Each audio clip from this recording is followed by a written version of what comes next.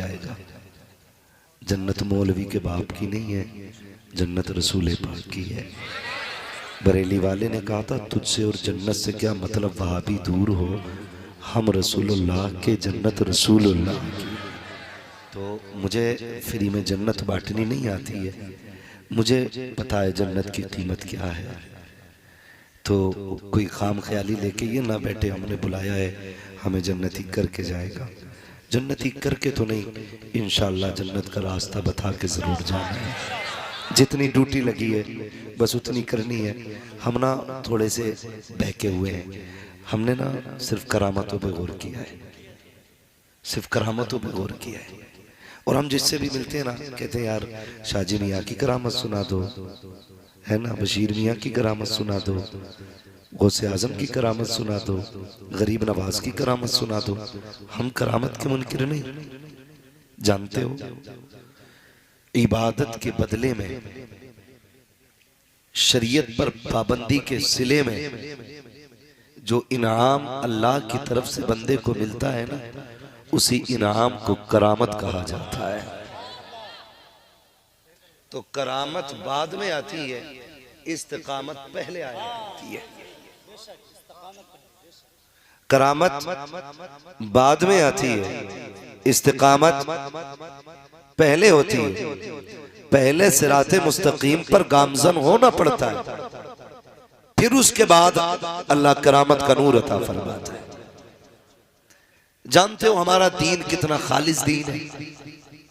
हमारा यूं ही दीन मोहतरम और मुहज्जब नहीं है।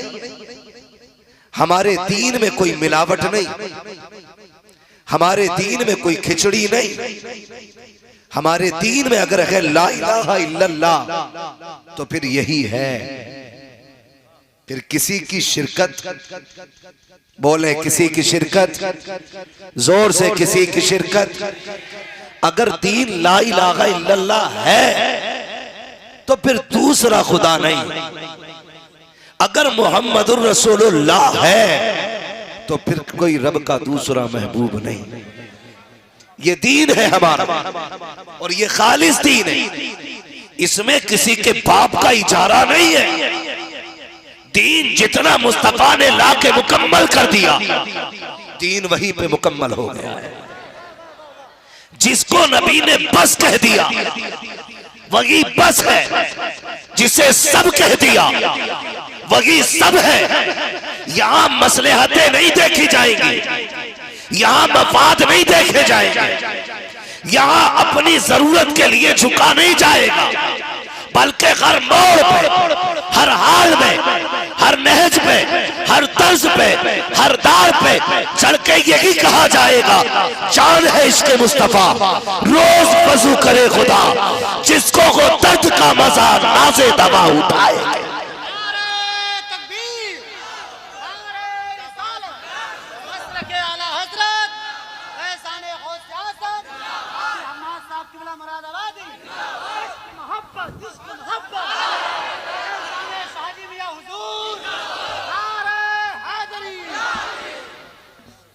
ओ भाई ये खालिस दीन है, खालिस दीन है, इसमें शिरकत नहीं, किसी का ठेका नहीं। दीन में वो रहेगा जो दीन के उसूल का पालन करेगा। कई बार ना लोग बातें करते हैं, मैं तो चैलेंज करता हूं पूरी दुनिया के नमरूदों को, जिस पे तुम्हें नाज है तुम उसे उठा लाओ, जिस पे हमें नाज है हम उसे ले आते। चैलेंज है हमारा। लेकिन न खंजर उठेगी न तलवार तुमसे, ये बाजू मेरे आजमाए हुए हैं। खाली दूर से बैठ के बकवास करना, करीब आके झांक के तो देख। हम जानते हैं मेरे नबी के खिलाफ बकवास करने वालों, जसदे आदम में जब रूह आदम डाली गई तो अंधेरी कोठरी कहकर के लौट आई थी। जब उसी जिसमें आदम में नूरे पैगंबर रख दिया गया तो फिर रूह निकलने का नाम नहीं ले रही थी। उसने कहा था मालिक अब इससे निकलने का जी नहीं करता है। मैं कहता हूं दूर भौंकते हो, मेरे नबी का किरदार पढ़ के तो देखो। खुदा की कसम सीरत पूरी पढ़ने से पहले तुम्हें दीन में दाखिल होना पड़ जाएगा। ये सच्चाई है हमारे मजहब की, ये हकीकत है हमारे मजहब की। बहुत गौर से आप चंद बातें सुन लें, लेकिन हम जो बह गए ना, हम खाली करामतों पे रह गए। ये सच्ची बात है कि उनकी ठोकर से मुर्दे उठ जाते हैं, ये हकीकत है। तुम्हारे मुंह से जो निकली वो बात होके रही, ये अपनी जगह बात है। मगर जानते हो, पढ़ो बगदाद वाले को, समझो, सरकारे गौसे पाक की शान ये है कि 40 साल तक आपने इशा के वजू से फजर की नमाज अदा की थी। कितने साल तक? कितने साल? 40 साल तक इशा के वजू से, यानी जिस वजू से इशा पढ़ते, नमाज पढ़ते, नवाफिल में शाम मशगूल रहते, औराद व वज़ाइफ पढ़ते रहते, यहां तक के फजर हो जाती। यानी 40 साल तक आपने अपनी कमर बिस्तर पे नहीं लगाई। आज 18 अंगूठी पहन के कहता है मैं पीर हूं, चुटिया रख के कहता है मैं पीर हूं, दीन का मजाक उड़ा के कहता मैं पीर हूं। खुदा की कसम, पीर वो नहीं है जो चिमटे लिए घूमता है, पीर वो नहीं है जो कड़े कंगन पहने घूमता है, पीर वो है जो मुस्तफा की शरीयत को मजबूती से थामे हुए घूमा करता है। बगदाद वाले ने 40 साल तक, कितने? 40 साल तक इशा के वजू से फजर की नमाज अदा की। और अगली बात, 15 साल तक एक पैर पे खड़े होकर के हर रात कुरान पाक मुकम्मल किया करते थे। ये बड़े पीर का मुजाहिदा है। आप कुछ मज़ारों पे चले जाएं, मुजाबरों ने वो तमाशे कर रखे हैं जिनकी बुनियाद पे मसला के आला हजरत बदनाम है। गलती उन जाहिलों की है और बदनाम मसला के आला हजरत होता है। पकड़ पकड़ के सजदे करा रहा है, पकड़ पकड़ कर। कई जगह चले जाओ ना, गर्दन ऐसे दबा देते जैसे ज़िबा करते वक्त जानवर के पैरों पे पैर, और उस वक्त तक उठने नहीं देते जब तक जेब काट नहीं लेते। मैं तो जेब काट नहीं कहूंगा भाई, जबरदस्ती छीनना ये तो कोई वली कह ही नहीं सकता, ये तो जेब ही काटना है। कंडीशंस ये है मज़ारों की। तमाम जाहिल मुजाबर बैठे जिन्हें दीन और शरीयत से मतलब नहीं। कुछ दिन पहले इंटरव्यू आया, उससे पूछा गया भाई किसकी उम्मत में, तो जानवर कह रहा अभी नया नया आया हूं।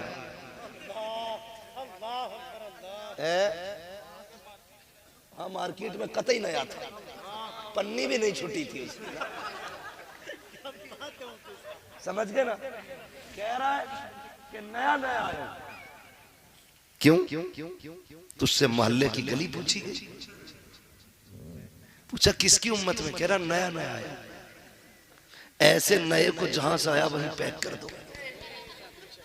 याद रखिएगा, हवेली नहीं बना लेना, मकान नया बना लेना, कपड़े नए बना लेना, गाड़ियां नई खरीद लेना, जरूरत के सामान नए खरीद लेना, लेकिन दीन वही 1400 साल पुराना होना चाहिए। क्या बात है। जिस दीन को अबू बकर सिद्दीक ने बयान किया, जिस दीन को उमर फारूक आजम ने बयान किया, जिस दीन को उस्मान गनी ने बयान किया, इन चंद तमाशाइयों को देखने के बाद लोग दीन पे उंगलियां उठाया करते हैं। कोई कहता है दीन ऐसा है, कोई कहता है इस्लाम ऐसा है। मैं कहता हूँ अगर दीन को समझना है, इन 100 साल पुराने मॉडल से ना पूछिएगा, 150 साल पहले आने वाली नई जात से ना पूछिएगा। दीन को समझना है तो अबू बकर से समझो, दीन को समझना है तो उमर से समझो, दीन को समझना है गनी से समझो, दीन को समझना है नबी के अली से समझो।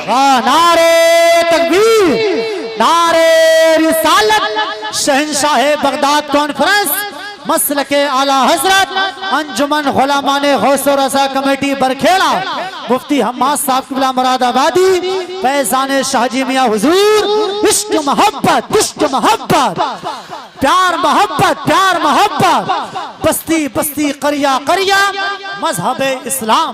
बात लंबी हो जाएगी, बस मैं कुछ बताना चाहता हूं। यूं ही कोई अब्दुल कादिर जिलानी नहीं होता, यूं ही कोई अब्दुल कादिर जिलानी नहीं होता। कब होता है? जब बाप सैयद मोहम्मद मूसा जंगी दोस्त रहमतुल्लाहि ताला अलैहि हो और माँ ऐसी हो जिसने कभी गैर महरम को देखा ही नहीं, तब आने वाला लाल गौसुल आजम पैदा होता है। आने वाला लाल गौसुल आजम पैदा होता है। हैरत होती है कैसी जात है गौसे पाक की अम्मी की, कभी गैर महरम को जिंदगी में देखा ही नहीं, देखा ही नहीं, और कभी गैर महरम की आवाज तक आपने नहीं सुनी। और ये मैं नहीं कहता, आपके अब्बू हजरत अब्दुल्ला सुमई कहते हैं मेरी बेटी का पर्दा और तकवा ऐसा है। मैं पूछना चाहता हूं, आज दुनिया चीख रही है मौला सलाहुद्दीन कब आएगा, मोहम्मद बिन कासिम कब आएगा। एक सीधा सा उसूल याद रखो, फसल अच्छी होती है, नस्ल अच्छी होती है, फसल अच्छी होती है कब? जब जमीन अच्छी हो। नस्ल अच्छी होती है कब? जब माँ अच्छी होती है। ये उसूल याद रखिएगा। आज दुनिया चीख रही है और आज जो बातें हमारी निगाहों के सामने रुला देती हैं। मैं अभी एक जगह था, नाम नहीं बताऊंगा, नाम नहीं बताऊंगा, बस तकलीफ हो जाती लोगों को और हो भी जानी चाहिए, बेइज्जती महसूस करते हैं। मैं कहता हूं काश ये बेइज्जती पहले महसूस की होती तो बाद में इतनी जिल्लत उठानी क्यों पड़ती। एक जगह गया ना मैं, तो 2 दिन पहले ही ना एक बच्ची गैर मुस्लिम के साथ चली गई। लोग मेरे पास आए, कहा इस पे गुफ्तगू करना। मुझे बड़ी तकलीफ हुई। तकलीफ इस बात की नहीं कि बच्ची चली गई, जिसे जाना है वो शौक से जाए। हमें पता है जिसका हिस्सा इस्लाम में नहीं है ना, वो रुकेगी नहीं। इस्लाम में वही रुकेगी जिस पे बगदाद वाला भी मेहरबान होगा, मदीने वाला भी मेहरबान होगा। और लोग कहते हैं अरे बेटी चली गई हमारी। मैंने कहा वो हमारी थी ही नहीं, अगर हमारी होती तो जाती नहीं। उसके सीने में इस्लाम था कि नहीं? इस्लाम जिनके सीने में थे वो कैसी थी बता दूं? ये जहन्नम का ईंधन है, वो भी तुम्हारा जाना है। कई बार लोगों ने कहा कि देखो मुसलमान थी चली गई, काट के रोड पे फेंक दी गई। मैंने कहा ऐसो का ऐसे ही हश्र होता है। हम खुल के कहते हैं ऐसो का ऐसे ही हश्र होता। और इस्लाम कहता है जो दीन से फिर जाए, मुर्तद हो जाए, वो वाजिबुल कत्ल है। जिसको इस्लाम वाजिबुल कत्ल कह ले वो जिंदा रह सकता है, हम नहीं तो कोई और मार दे, वो बचना ही नहीं। कुल मिलाकर के बात ये उसको बचना ही नहीं है। आंखों की अंधी हो गई बच्चियां, इसकी वजह यह है हमारी कौम के नौजवान शराब के नशे में डूबे रहते हैं, खुद पी करके पड़े रहते हैं, सगी बहनें रात भर फोन पे लगी रहती हैं। बताओ अगर हम नशों में रहेंगे हमारे घरों की हिफाजत कौन करेगा? हम अगर अय्याशी में डूबे रहेंगे हमारी नस्लों की हिफाजत कौन करेगा? मुझे बताया जाए क्या शराब में सबसे ज्यादा मुसलमान नहीं डूबा है? क्या अय्याशी में सबसे ज्यादा मुसलमान मुलव्विस नहीं है? जरा कसम खुदा की कहा कि ये बताओ तो सही, सबसे ज्यादा जराइम में हम पाए जाते हैं, सबसे ज्यादा बदनाम हम हैं, रोजगार में हम डूबे हैं, कमाई में हम पीछे हैं। वजह सिर्फ इतनी है कि हमने अपनी जिंदगी अय्याशी और इशरत के लिए लगा दी है। नौजवानों आज भी अपनी रातों को जिक्र इलाही के लिए शब्बेदारी में लगा दो। खुदा की कसम खुदा तुम्हारे घर के लिए फरिश्ते पहरेदारी में लगा डाले। नारे तकबीर, नारे रिसालत, शहंशाह बगदाद कॉन्फ्रेंस, फैज़ाने औलिया इकराम, फैज़ाने शाहजी मियां हुजूर, मसलके आला हजरत मुफ्ती हम्माद साहब क़िबला मुरादाबादी। क्या बात है मुफ्ती साहब, ताली दोनों हाथों से बचती है, दोनों हाथों से बचती है। मुझसे एक बंदे ने कहा कि दुपट्टे पे बोल दीजिए, दुपट्टे पे बोल दीजिए। मैंने सच्ची बात कही, मैंने कहा मैं उसूल समझता हूँ, भाई टोपियां ओढ़ना शुरू कर दें, बहनें दुपट्टे ओढ़ना शुरू कर देंगे। जब भाई को ये चंद इंच की टोपी बोझ लगती है, उसका दुपट्टा तो फिर भी फिटों में है। हम सिर्फ जुमे में टोपी लगाते हैं।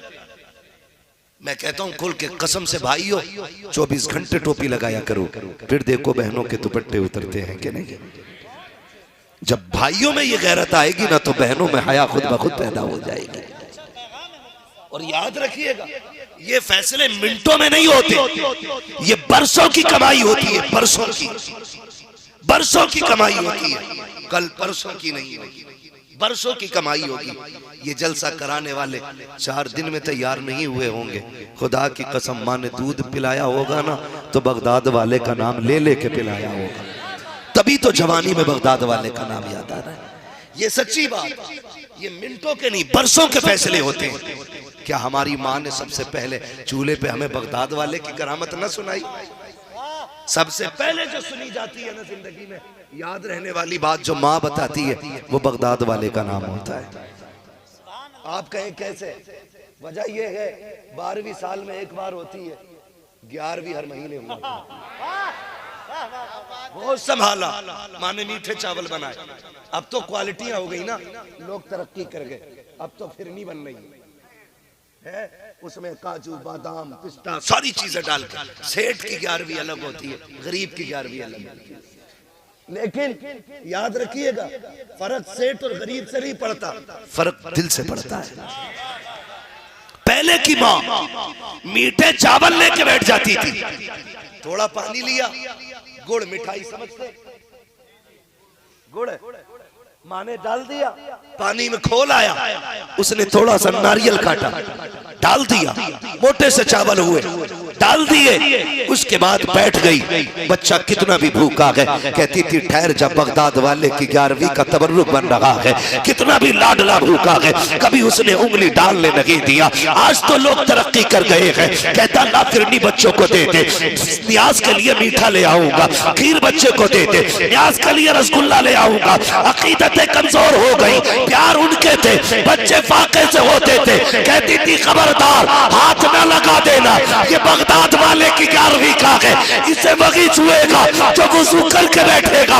खुदा की कसम, हमारी माँ ने हमें आज तक 11वीं वाले का बिना वुजू खाने नहीं दिया। हाँ, नारे तकबीर, नारे रिसालत, फैज़ाने गौसुल आज़म मुफ्ती अम्मास साहब किबला, अंजुमन गुलामाने गौस और रज़ा कमेटी बरखेड़ा। क्या बात है मुफ्ती साहब, कोई एक दिन का नहीं, ये बरसों की मेहनत है।